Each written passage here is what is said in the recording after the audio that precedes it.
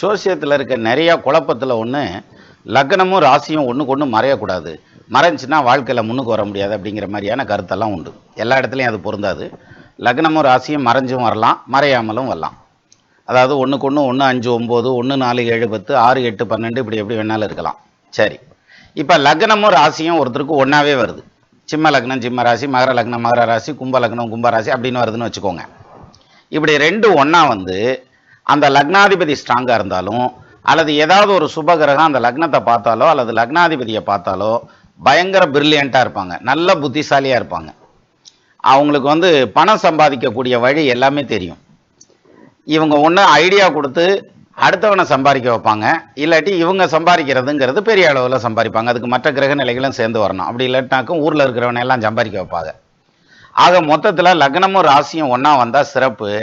அதை சுபகிரகம் சம்மந்தப்பட்டுச்சுன்னா, ரெண்டு ஒன்றா வந்து அதில் ஏதாவது ஒரு சுபகிரகம் சம்மந்தப்பட்டுச்சுன்னா அவன் பெரிய புத்திசாலியாக இருப்பான். அவன் பேச்சை கேட்டாலே உருப்பிடலாம்.